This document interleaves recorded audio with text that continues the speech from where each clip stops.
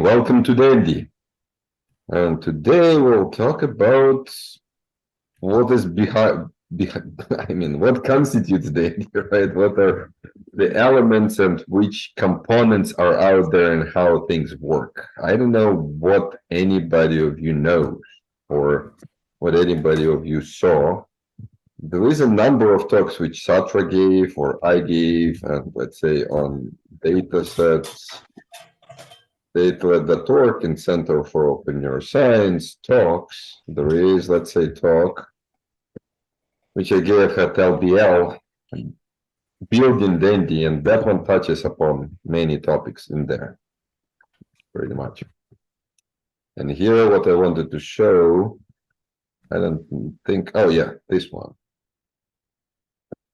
which kind of outlines or gives high-level view of what Dandy is.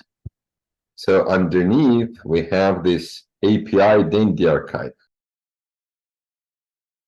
So I started by showing you the Dandy archive, right? So we have this project, which is for users, it looks like this, right? So they need to interact with the web archive on which they can either find or upload data to, right?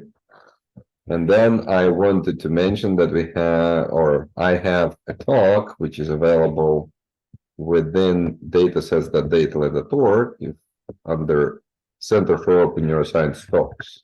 So there is a few talks which I gave, which were not in Google Docs, and I'll share the link to it here. And one of them is building Dandy, where one figure was kind of nice to.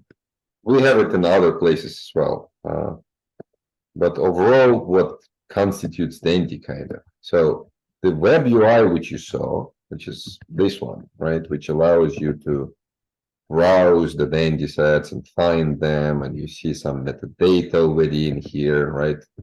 All of that is just web UI, which is written in Vue, and it gets all the metadata from api.dandyarchive.org.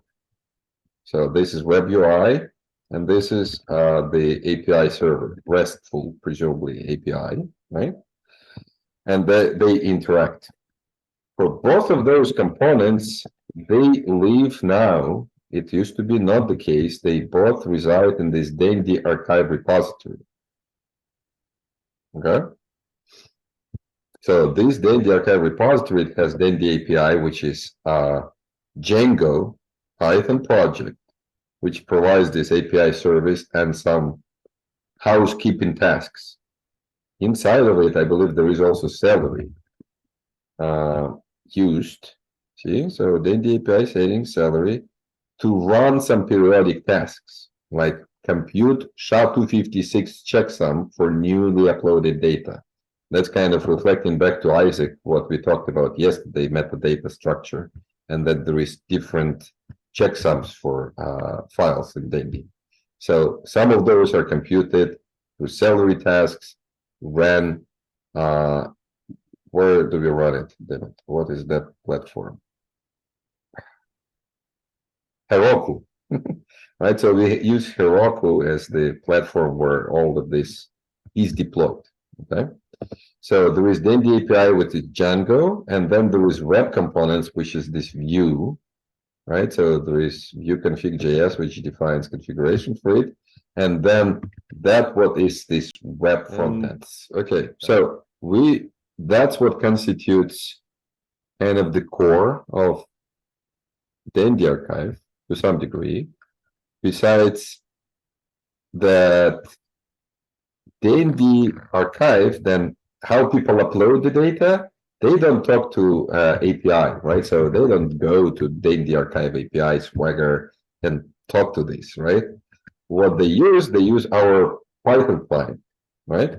And that one is, that's what you know, right? That's where Horia contributed to. There is this Dandy client repository, right? So it's a Python client which provides a library and command line interface to interact with the archive through this API service, which is also written in Python.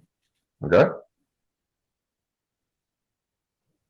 Okay, but everything goes through API, through this service. So technically, we can do everything that can be done via the website via Dandi CLI. Yes. How do I get credentials from Dandi CLI? Okay, no, maybe I answered preemptively. Everything you could do, what do you mean by get credentials, first of all? Because what website does, it authenticates through GitHub, right? So it authenticates through GitHub, and then you're logged in. So it uses OAuth, wiki OAuth. I don't know how anybody is strong in authentication mechanisms, but there is this authentication which you use all the time, like use GitHub credentials to authenticate there, or use Gmail credentials to authenticate there, right? So that's pretty much mechanism to use somebody else's authentication mechanisms, right, to authenticate users. So you don't need to mess with storing passwords and whatnot, okay? So can I use my SSH key for that? Like just no. my GitHub? No, okay. No. So we authenticate through it for the users to log in into the website, okay? But to interact with the API server, well, most of the commands there they are anonymous, right? So you don't need to authenticate to get information, right, about DANDIsets unless they're private or embargoed.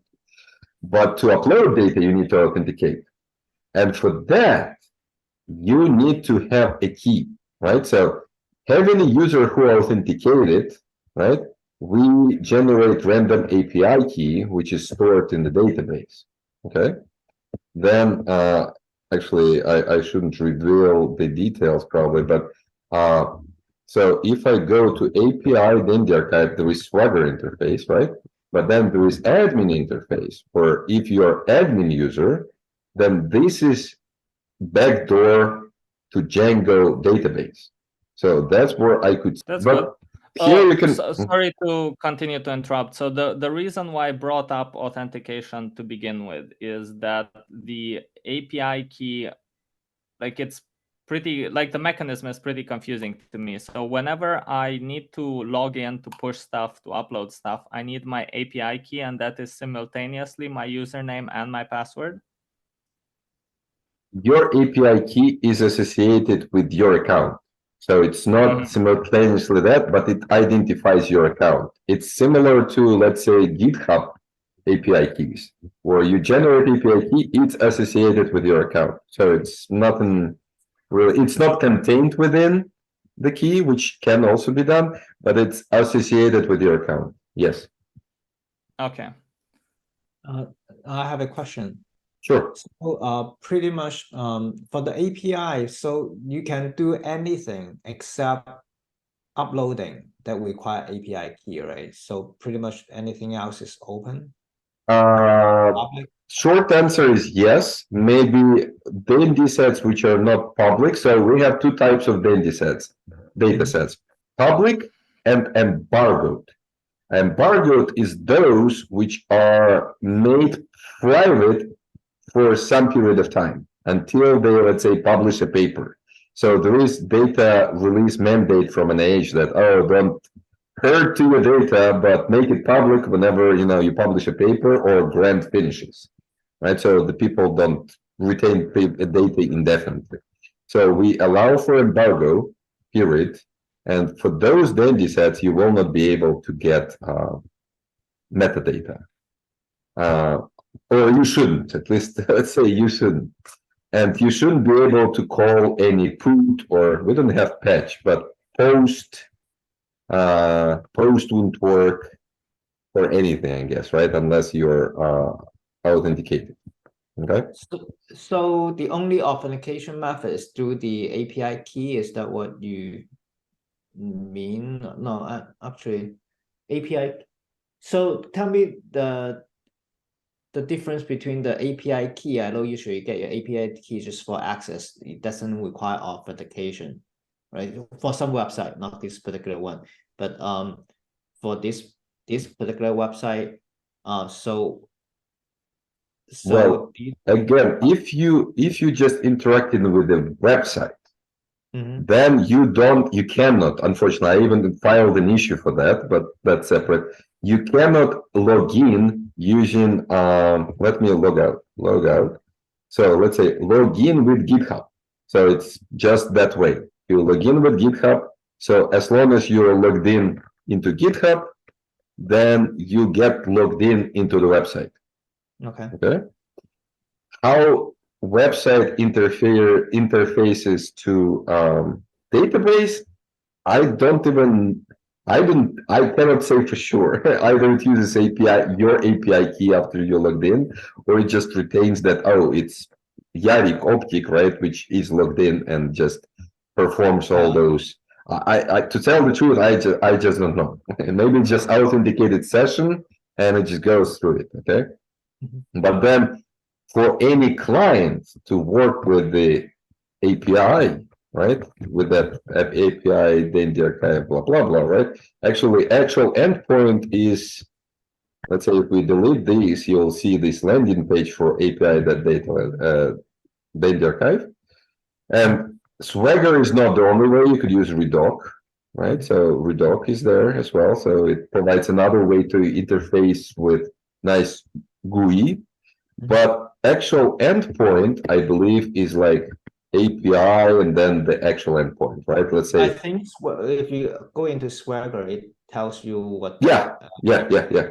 But that's pretty much the URL. That's the URL you could kind of Swagger gives it better, but I could just do curl and this URL, right? And it gives me JSON record, right? So pretty much what I see here with nice surrounding here, it's kind of raw, right? So this is the users associated with this dataset. Okay. But then when you authenticate through the API, like either through the clients or just using HTTP communication, do you just use the key, the API key, to identify yourself when you are using the Dandi CLI, for example? Oh, when I use Dandi CLI, we store the API key, we request API key. We don't know about user password. We know only API key at the level of Dandi client. We request API key and then we provide it as authentication mechanism. Bearer token colon the token. I think that's how it goes in the header of the request. And that's how we do it. Could we even try that? Let's say Swagger.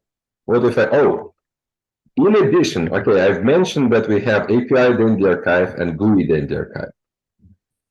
Early in the days, we insisted that we make Dandi installable in a sense, right? So we don't have just one instance of it.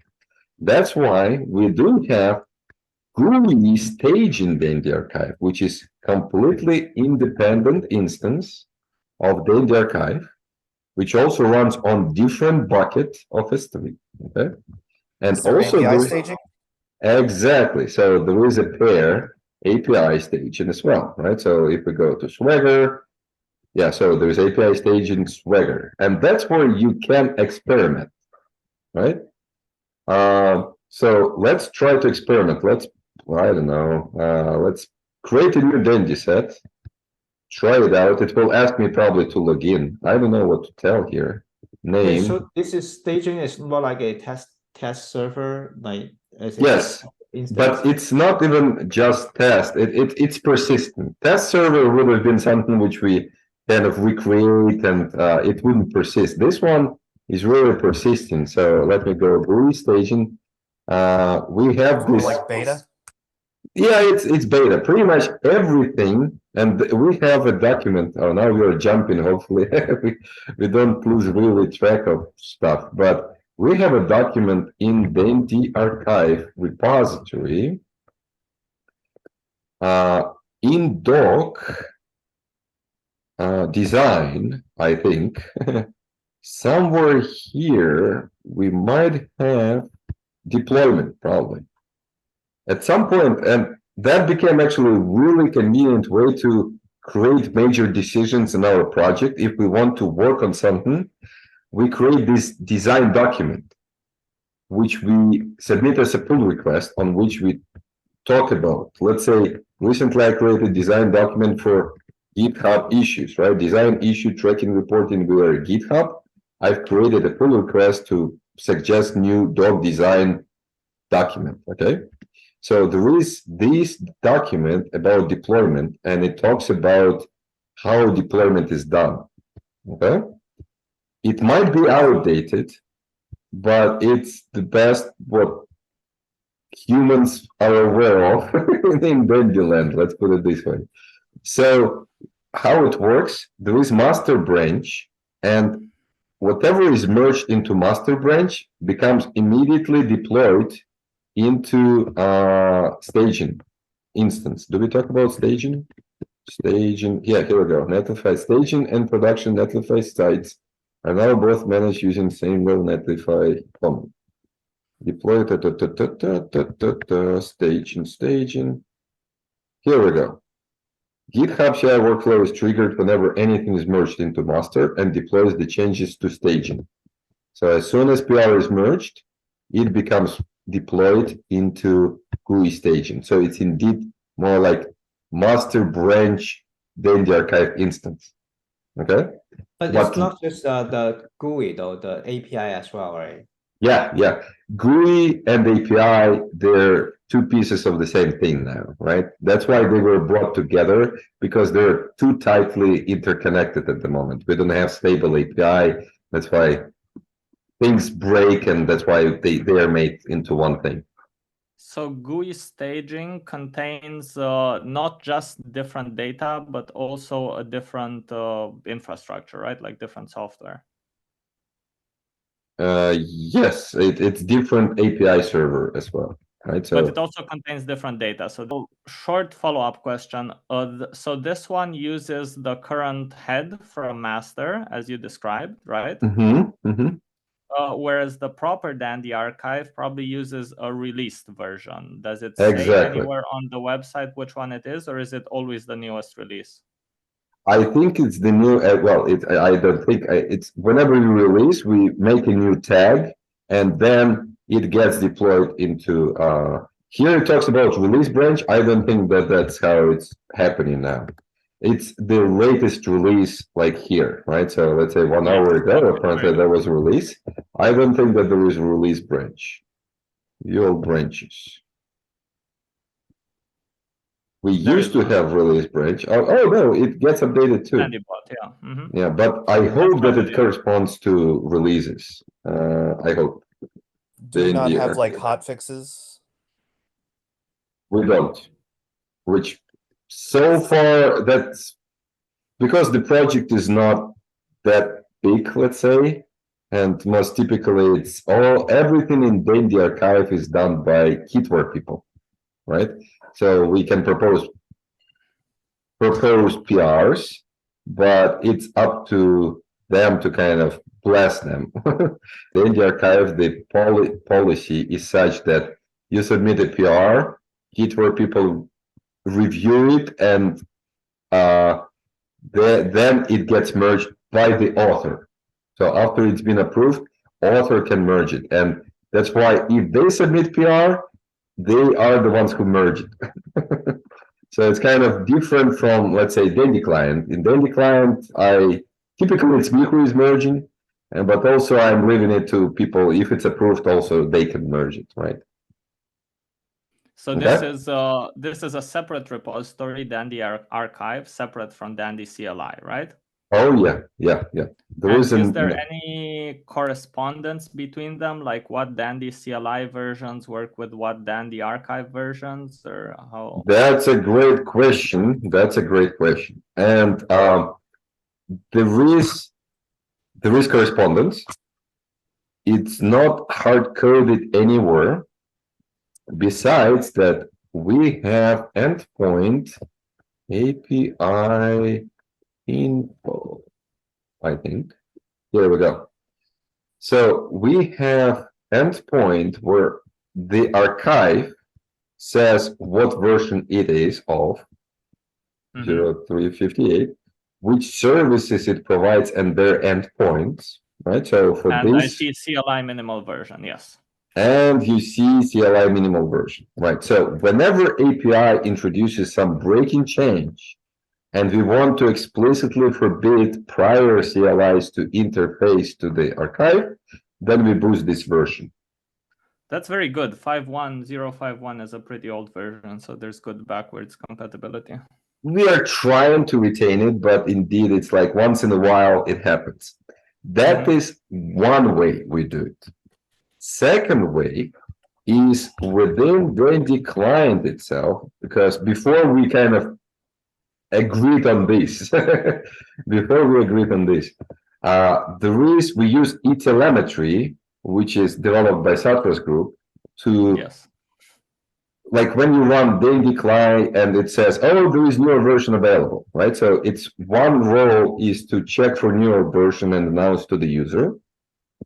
But by doing that, we also have ways to track users in a sense, which version do they use, right?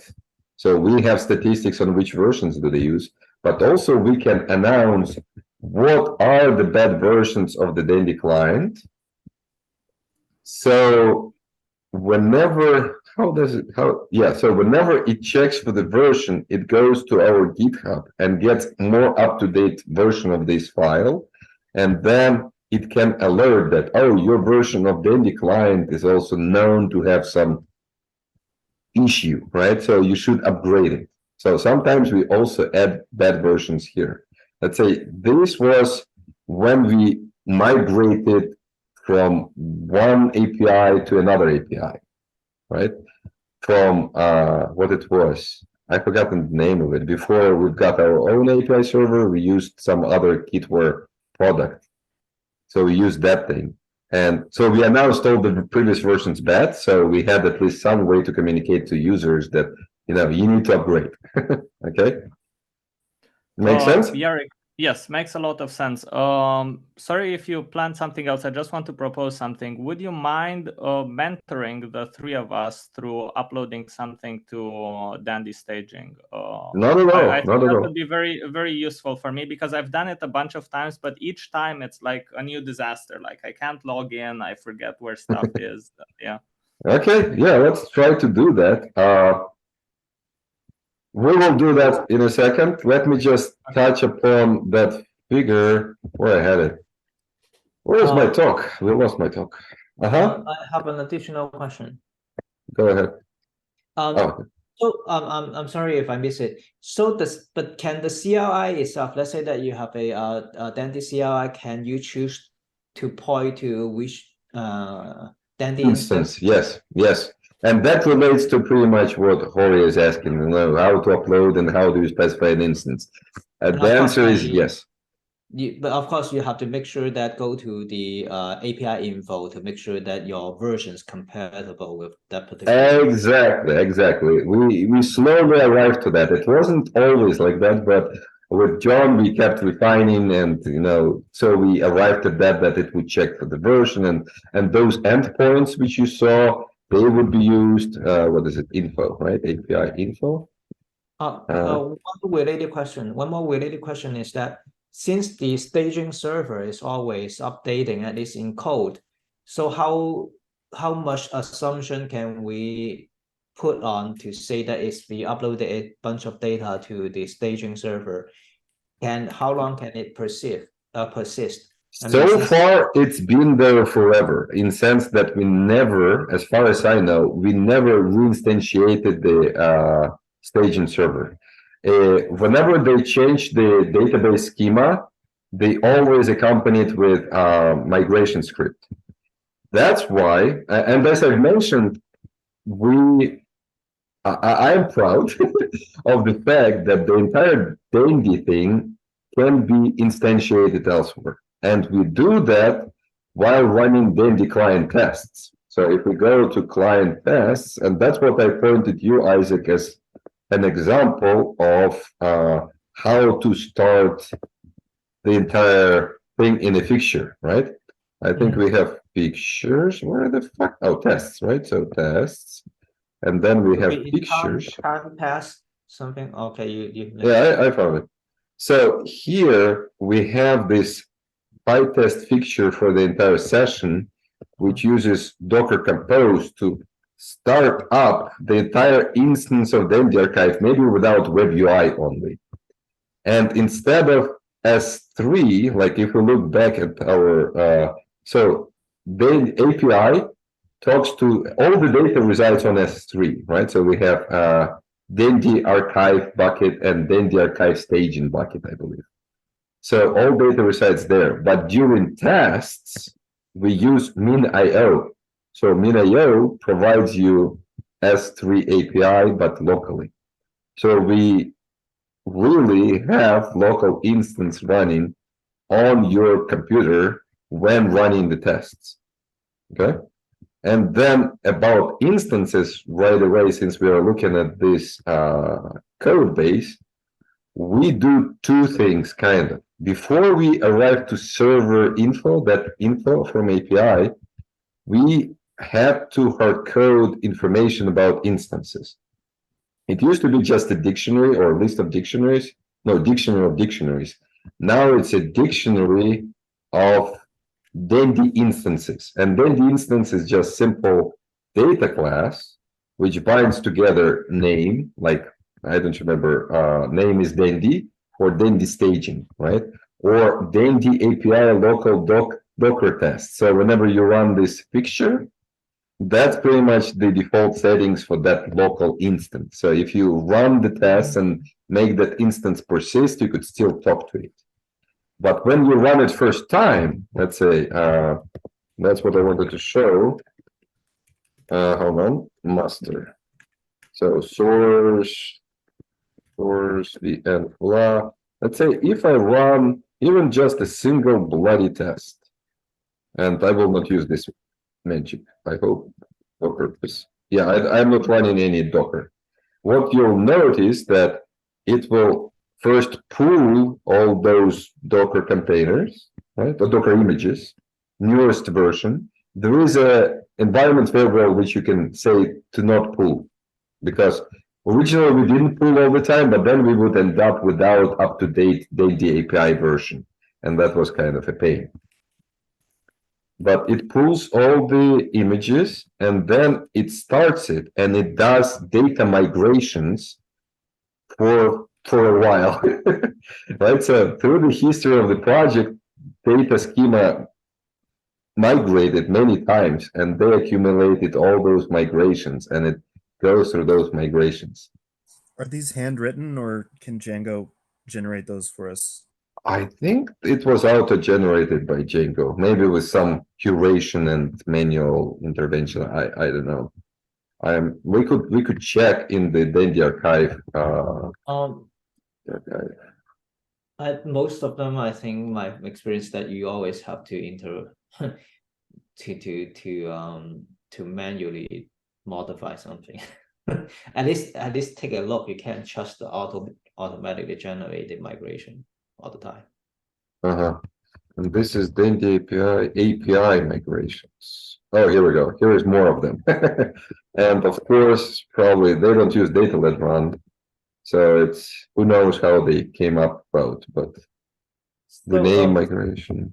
A following question is is the purpose of the staging server really for testing, so that you know that the thing has been running for a while and it worked before you actually cut it, at the time that you will actually push a release, you know that at least we know that each step that we it's twofold. So one of them is testing. Indeed, when we deploy a new feature, we could test and see if it works correctly before we release. That's one.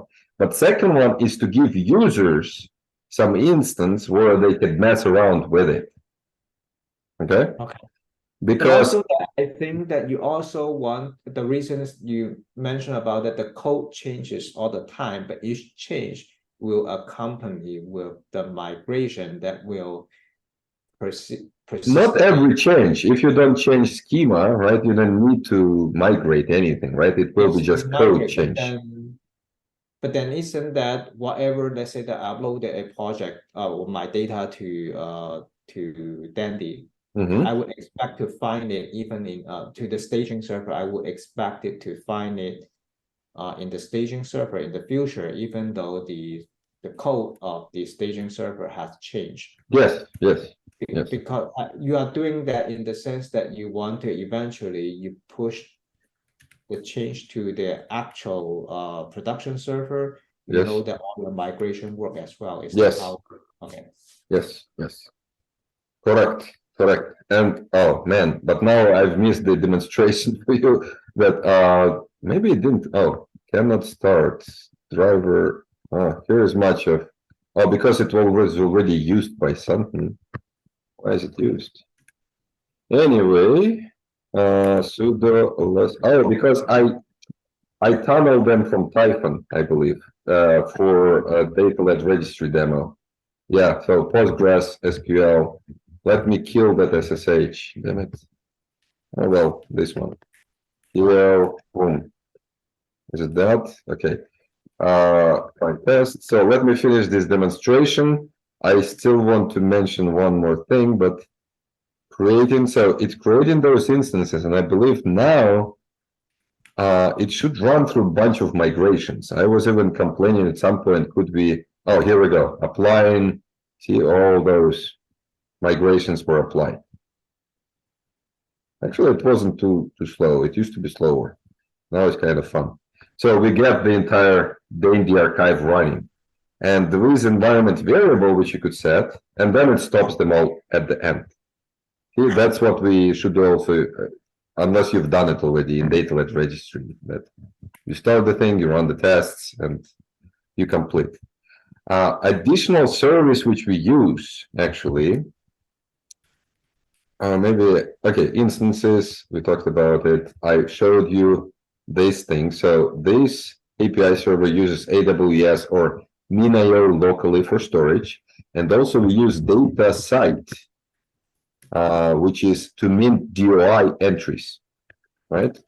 So because for every release dataset, if we go, let's say, I don't know, our demo dataset. So we have, oh, that's staging one. So it's not here. Staging DANDI archive. And if we go to my DANDIsets, there is 27. So this is a sample dataset, DANDIset, which is really basic. And we have a release. And for that release, we have a DOI. So where is DOI? That's DOI. One, copy ID. No, this is DOI. Here we go. So that DOI is proper registered DOI, and that works through Datacite, which I just opened somewhere. And then here we go. So even staging, I believe, interfaces to test DOI. So Datacite. Datacite has main instance and then has test instance. So every DANDI instance kind of fully fledged, and it has connection to all those, its own S3 or S3 like MinIO or even Datacite. And that document which I opened to you in DANDI archive, closed it, it should point to the file, although we already found that it's not entirely up to date, but deployment, maybe it lists the file which should have all that information, netlify toml. I think it was moved away from this repository, but I could be wrong. Netlify toml is in here. So you can see that it lists configurations for both staging and the main instance. Okay, so this one, main instance, API, DANDI archive. This one is API staging. But this one is just to list it for Netlify. So we use Netlify for web deployment. And that's why it's really convenient. And I pointed to Austin at some point to Netlify as to be able to have previews for PRs. Right? So let's say there is this, somebody submitted a PR. Oh, that's new guy within Satra's group. And among those checks, we could see that there is Netlify GUI staging DANDI archive deployment preview. So if he changed any web UI, we could see it reflected in that deployment on Netlify. Oh, it didn't, it failed to initialize. Okay, whatever. Maybe it would work only when PR is sent not from the fork. Maybe PR needs to be sent from the this organization. The first step is often to just check to see if any docs changed, and if no docs changed, it doesn't try to do a rebuild. Might be, but why docs matter? This is about web UI. Yeah, here it's failing too. And that one, oh, it's also from a fork. I'm just looking at all the 1PRs. Damn it. But let me show you the right one. Let's say this one comes from a branch within this repository by Kitwer Mike. Mike is primarily working on, oh, well, everything is red here, so let's find yet another PI by Mike. Okay, this one, is it red? It's also damn red. But Netlify is green. Let's see if that would work. What is happening? It says canceled in gray on the previous page. Failed during stage check-in build content for change, cancel build due to no content change. So you're correct. It's only if web UI probably is changed, then it deploys it. Do we have any web UI adjustments? File browser view adjustments. That sounds like web UI, but it's from the fork. And it's within view files, within web. Let's see if it works. Show all checks, Netlify, deployment ready. No. Oh, HTTPS probably. Yeah, kicked in. Here we go. So we have an instance running the preview on Netlify for that thing, right? And that one is against, I don't know what it is against. It's like 2 terabytes. Is that the staging one? Staging. GUI staging. Yeah, 2 terabytes. So previews ran against S3 bucket of the staging instance. So let's see if I can log in even. So Yay. even require authentication to log in and stuff like that. You come Of course, it's fully fledged instance, right? So it authenticates through GitHub. We have a dialog and etc. Actually, I think somewhere there is an issue about authentication. Do you need to get approval? For example, the initial one you said some user get approved for something. If the staging instance, do you need to get approval for some access? Yes, again, similarly to main instance, you apply for accounts. So those accounts completely separate. And then me or Satra approve your access to staging. Because it also works with the bucket. And if we approve everybody's access, then we are screwed, right? Because people could upload porn and whatever. So my Dandi API key will be different from staging to the normal archive. Correct. Yes, it's completely 2 separate instances. Okay. And how do I handle that? Because the usual way that's recommended is via an environment variable, right? How can I dynamically have that so that I don't? We handle it for you. We store that API key in the key store on your computer associated with that particular instance of Dandi. I've showed you that we have hard-coded 3 instances, right? And recently with John, we worked to make it work with any URL. So in principle, it could be deployed somewhere else without a name, but then we will use this API, API info to get those services, and it should work, but it's not tested well yet. Okay. But then we'll store for that instance of yours, we'll also store that API key. Okay. So I should use that feature and not just put it in my bash RC as a variable. Correct. Correct. Yeah. Don't put it there unless you cannot help it, right? So let's say for some automations or whatever, right? Okay, and I know you want to get the next thing, but just one more thing regarding the API key. Is it a security issue if other people know my API key, or that's irrelevant? Okay, yes, so because they can destroy all the DANDIsets of yours. They can upload porn. They can cause chaos, right? They can abuse for coin minting in the hub, right? So that's another reason why we do restrict, so people don't abuse hub too much, right? They can start minting coins, right? Okay. Okay, just one more repository I want to mention. So you can see that Dandi organization, well, it has README, right? So it kind of points to the main ones, but this is mostly user oriented. The core library in this is also DANDI-schema. So DANDI-schema is pydantic model of metadata, models of metadata which we use in the archive. And we use it at Dandi client level, we use it at the Dandi archive API level. So all the metadata records, they are pretty much following these pydantic models. So if we look for class DANDIset, it should be here. Oh, not in metadata, models. Here we go. Class DANDIset, right? That's where we define what belongs to the DANDIset metadata. That's ID, identifier. We set the rules like regular expression, how it should look like, right? Then what type it is and what not. Okay. From this pydantic model, which we use natively in Python, and also use it in Dandi client, we validate metadata, extract it or provide it by making it pydantic class and checking if there is any validation errors.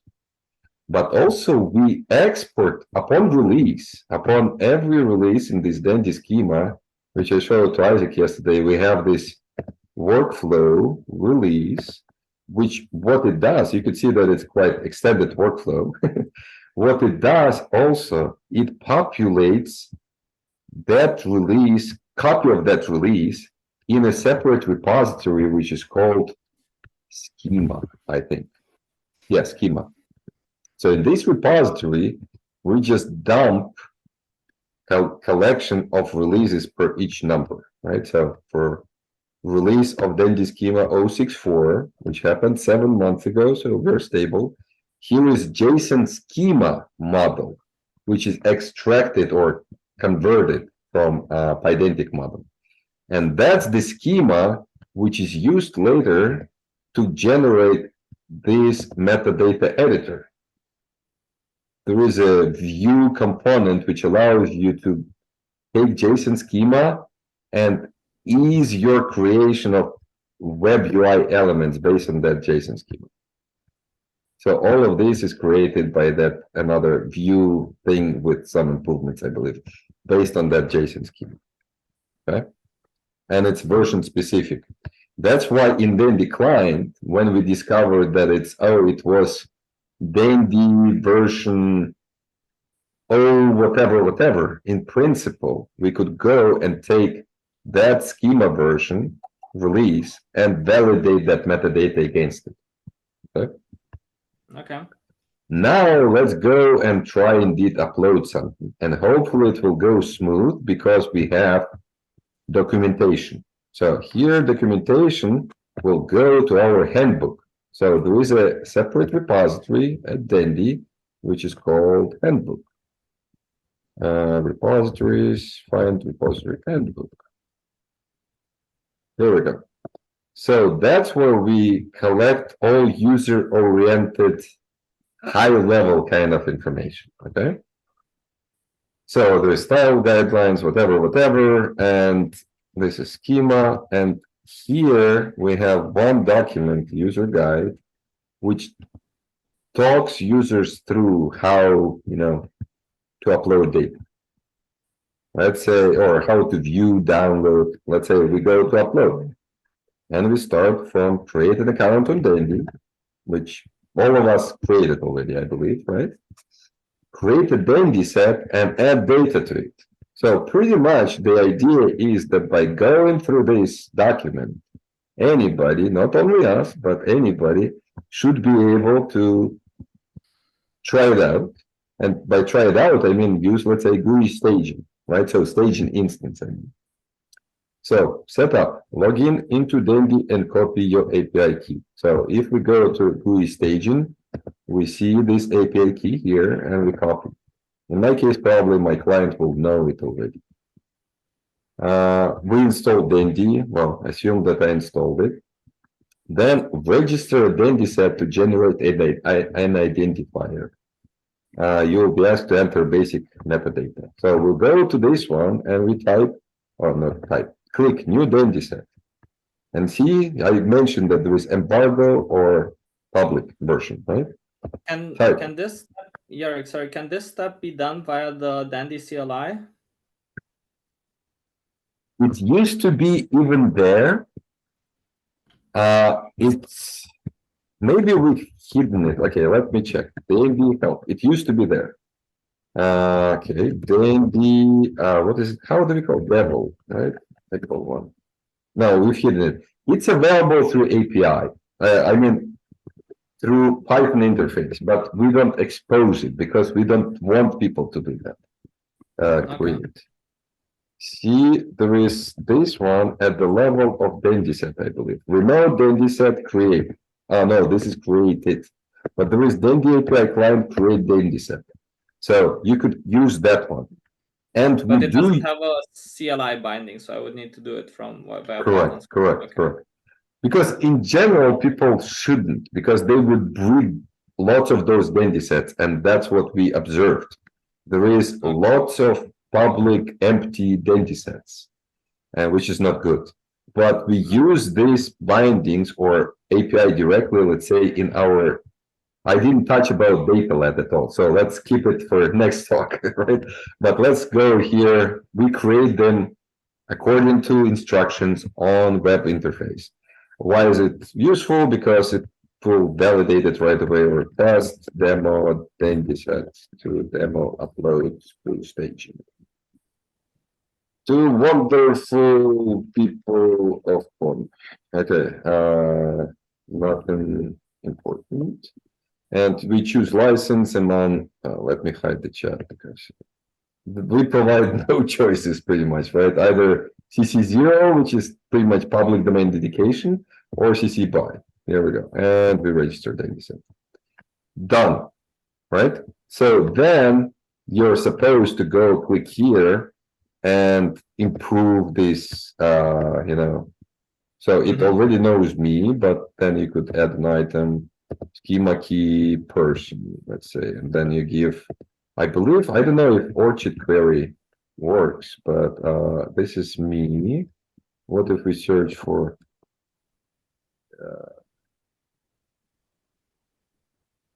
Oh, you know my name. Amazing. oh man, it's been too long. I'm too old. I know too many things. It doesn't query it yet, but the idea was that it should be able also to query. It suggests who it could be. It's funny. So why These are those? just blank placeholder names. Yeah, it just demonstrates how it should look like. But yeah, so there is an issue open. And that's the point, that there is too many issues open on Dandi Archive, although on Dandi Client too. But Dandi Archive is the main component, and I think it needs more juice to it. Let's put it this way. Anyway, so I definitely could contribute here. I have experience with Django. good. Probably This one is easier there to with contribute you on the already. Kubernetes side. Yeah, Django, and quite often it's like coupling, right? So it's this view interface and Django to kind of take most advantage. But let's say here, Orchid identifier, ideally it's like when it's, there should be either button or to query and fill out this stuff, right? Okay, anyway, so let it be Loveless email something at example.com. I want to be John Smith. Can I be John Smith? Okay, let me demonstrate you some features. Then Smith John, we entered it incorrectly. Now when we do save, it worked. Damn it. Okay, let's save it and click somewhere else. It closes it. What should happen now that one of those salary jobs, since we edited metadata, it should run a job to validate metadata. And see, it already says that validation asset summary. Oh, right. Asset summary, DANDIset containing no files or 0 bytes is not publishable. And contributor is not valid. So all those messages, they pretty much come from that pydantic model. That's why they're so hard to tell what the fuck is happening here. So we need to do, we really should be doing GUI side validation and server side validation. Ideally, we should do it in one place, but we should do it in such a way. So I've got, there's, we can do it in only server side, but only if it's a synchronous action. If it's an asynchronous action, then we have to also do it on the GUI side, or like make it like a tentative thing. Like we've accepted the job, like a 401, but not, or not a 201, whatever. Like we've accepted the job, but we're not saying that we've actually accepted this. I think it's 203 or something. No, yeah, 203 or You're something. geeks, people. You're geeks. You're talking in codes. Server side would be better simply because otherwise people can mess it up with the API. You know, they can bypass the. Right. I think something like this usually, for certainty, it should be done on the server side. But at the same time, most people also do some kind of validation on the GUI as well, so that there would be an immediate response to the user.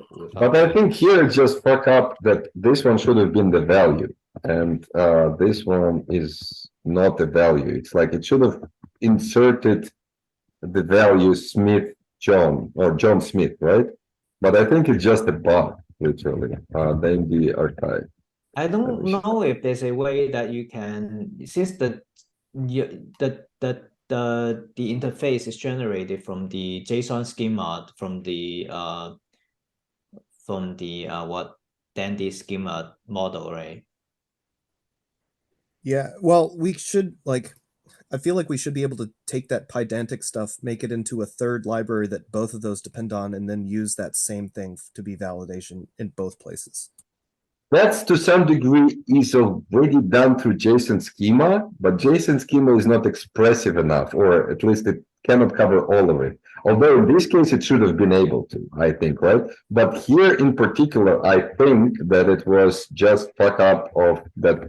It should have said at least that it's the value here is not valid. What is it? This one is not even, I never entered empty something. Contributor 1. Fix issues. Okay. See, it's right there. I have a contributor. Oh, but here it's star. Oh, I never saved it. Damn it. That's why. So it was empty dictionary. Yeah. But yeah. So now saved. Boom. It will go validation, right? And DANDIset has, that's old, right? Hopefully it will update itself. Anyway, let's close this. Oh, no, that was empty record really, so I'll just close it all the file. Okay, I'll refresh this page. It's still pending. The point is that we have a DANDIset now, right? And we'll go back to our handbook. Where's the handbook? Oh man, did I close it? Probably closed it. Shame on me. Oh no, it's here. So register DANDIset after you provide blah blah blah. And that will be format. So I will not do conversion. I'll skip conversion, but we'll go into once your files are confirmed. What? No, go on. Sorry. No, go on. Yeah, then it's pretty much these steps. So first we downloaded created by us DANDIset. So I'll go here. Which Dandi? Do I have Dandi? Yeah, I have Dandi. So Dandi, well, I'll paste this Dandi, download this DANDIset. And because I give it the full URL, it knows that it will need to go from GUI staging, and that would be the thing. I'm not sure what it's thinking about. It should have been done by now, I think. Okay, here we go. So it downloaded it, and there is only DANDIset YAML, right? Which pretty much creates, it tells what they DANDIset ID, right? So where is the DEM ID? Oh, here, identifier Dandi blah blah blah. Here we need to work on this because identifier, this is Dandi staging. It's not Dandi. And we have a DANDI schema level. I filed an issue that we need to somehow be able to distinguish between different instances and maybe have multiple IDs allowed, like on staging it's this one, like Git and remotes, right? And branches. So it's all yet to be figured out. So it's not yet complete solution, but the point is that we have now downloaded the DANDIset, which we need to populate with the files, right? And typically it's done using, let's say, DANDI organize. Do we show DANDI organize? Oh, right. DANDI organize, source folder, and then drive. So I'll just try to get it from another thing. Maybe I have some proj DANDI NWB. I don't know. I'll just what? Is -F not force here? No, it's the format. Let's look at the help. Indeed, it's a little bit suboptimal. Files mode.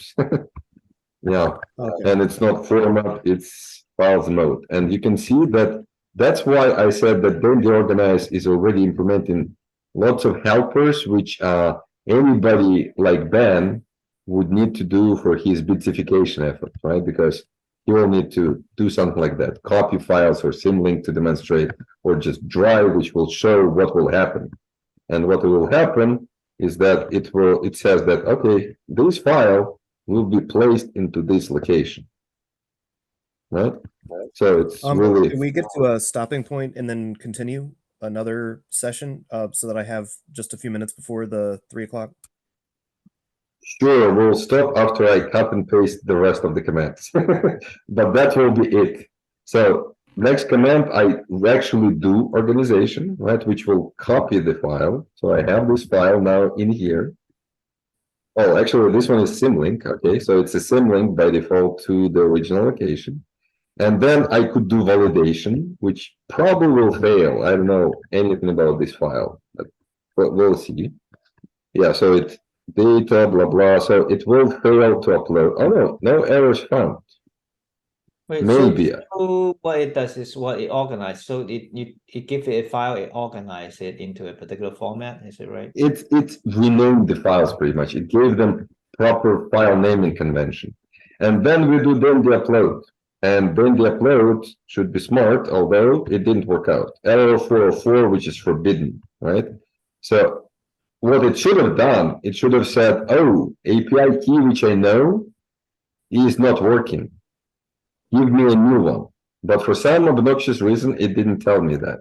So what I'll do, I'll DANDI API key and provide that one, which I think that was it. Oh, I'll just go to staging instance. Where is it? Did I copy it? Copy. Then the API key here, and then the upload. No, even that didn't. Oh, hold on. That's why it didn't work. It tries to upload to the main instance because DANDIset YAML doesn't tell you which instance it is in. Actually, it does. And we could deduce maybe from here. But the point is that upload has this option, and that's the one which we should have used. So if we don't specify it by default, it goes to the main instance. Exactly. So instance, then the staging. Oh, using that environment variable seems nice, so that you use it everywhere. Well, but then you leak your secrets in the environment, which is also not good, right? That's what I was asking about previously, because that's what I do, but I think it's a bad idea. Yeah. So but usually you see also updates here, and but the point is that now we uploaded the data, and now it shows. That's interesting. Yeah. And here we have those integrations which are shown on this figure, which I was fucking showing somewhere. So we can view this file on, let's say, via Neuroscience, which will download and allows us to look inside loading process. The point is that on this we could conclude for today, but there is other items, and now as a kind of questionnaire to you what would be the percentage of what you've known before? The percentage of what I knew close, other than some things you discussed with Isaac regarding the deployment, I think it was close to 100%. And Okay. I recognized a bunch of the error messages, which were written by me. Good.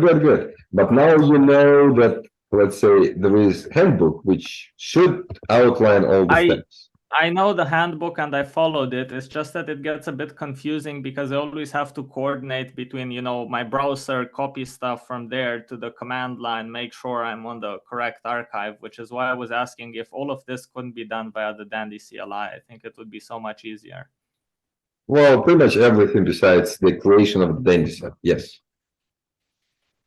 And we actually even had create DANDIset command. I believe we removed it. I thought that we might have kept it here, but maybe service scripts. Maybe we could place it there because this is kind of really hiding it well enough, right? Yeah, So the process also seems a bit disjointed for me because first you need to create your data set, which is kind of like a separate option than actually creating your data set, i.e., actually putting data and uploading it.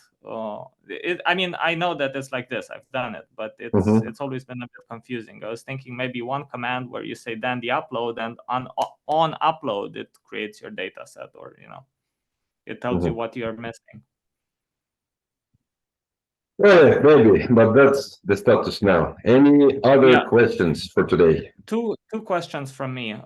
First question, which is the shorter one. So for managing this API key and everything, there's some sort of Python thing recommended on the handbook. I forget the name. Some sort of Python password cache or something like that. Can this work with pass? Like, the normal password thing? In Datalet, we do use our generic kind of, let's say, I'm gonna go ahead and drop. I have to also do some reading, but sure. So in Datalet, we use central key store, which our operating system provides. In Dandy, we don't use that, I believe.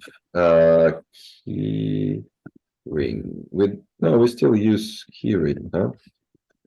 Well, see, I've forgotten where we stored it.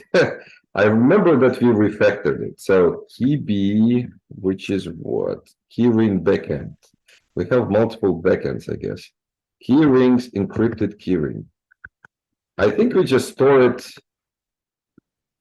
in a file, Python keyring backend. Yeah, it seemed like a weird thing which I've never heard of before, which isn't necessarily bad, but you're familiar with PASS, right? PASS. Yeah, but that's just yet another custom software. What we have at least tried to do is to do it somewhat centralized way, right? And let's say in Datalet, it literally binds into your default password manager in your environment. But that causes the problem whenever it's headless. Let's say I log into Dragon, there is no fucking password manager, and that's when it kind of blows up. That's the solution which PASS provides, and that's why I use it consistently, because it will work whether it's headless or not. Right, but it's a solution, right? And there might be multiple of them, and most probably, if we check keyring password, Python pass. So keyring, see, here we go. Keyring pass. This is pass backend for keyring. So there we go. So keyring is the general library to interface with different password managers from Python. With that, it's good and bad because it kind of it tries to provide uniform interface to all of them, but then loses specificity kind of. So maybe pass would provide some features which keyring wouldn't expose. But here you go that you can configure keyring to use pass as your backend. That's perfect. That was then you can use keyring with pass, and everything will be visible in pass. Okay? Perfect. Oh, that's great. And the second question, maybe a more open-ended question: what's the point of Dandy? Like, couldn't we do the same thing just via DataLad, and for the additional metadata have like a Dandy authorized YAML file? And they're all DataLad datasets. But then where do you store them? So you need, first of all, archive, right? So Yeah. you need a platform which allow people to upload stuff and store it somewhere indefinitely. Kind of, right? It could be Gin. We could set up It- Dandy. yeah, so Dandy could have been Gin, yes. Yeah. Then we could have used Gin client, so we could have reused it that way. As Grant was written and formalized, we used Girder. So I decided not to insist on using Gin. We used Girder, which is a Kitware product also to do this kind of data management platform, right? So we used it as our core, and then we replaced it with our Dandy API thing. In many ways, they're really similar, and I keep saying that, you know, we are reinventing the wheel to some degree because, you know, there is Open Neuro, which uses Datalet or Gitanics, right? Then there is Girder, which also provides this already kind of real elaborate thing. And it was quite extendable. I mean, we did tune it up to our needs, right? So it was possible to do. But then we decided, yeah, let's make our smaller, but then more fine-tuned solution for us. To some degree, it might have been necessary because also we have such an interesting components, like now we have blobs, which is files, and also have ZAR directories, right? So we need whatever solution we would have used, we would have needed to make sure that it would provide us these different levels of abstraction, like file and directory, which with DataLab, that means Git submodule, Gin becomes already a little Wait, bit. but ZAR works perfectly with DataLab. Like, there's no issues. It's just a file like any other file. No, No? ZAR, you know maybe what ZAR is. Then the ZAR. So ZAR is a folder. Yes, I know what ZAR is. Yeah, we have support for it. Yeah, in yeah. Dandy. So it's a folder potentially with thousands of files, right? So DataLab works with it as long as you make it a separate repository, right? So now, if our dataset model would have been Gin, we would have needed to make sure that we also have Gin DANDIsets, you know, per each ZAR, right? So the point is that it's not one-to-one, oh, let's just take it and So this jump with it. so all of your DataLab backups and DataLab integration with Dandy, as long as it uses ZAR, that's a problem then.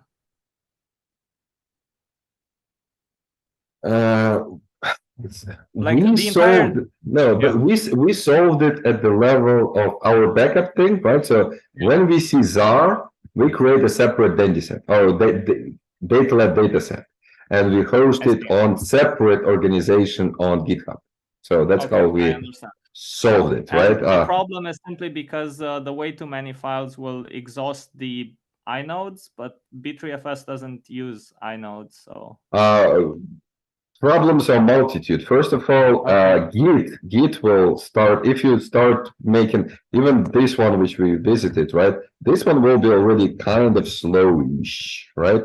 But imagine now that you have 4,000 of them in a single Git repository, right?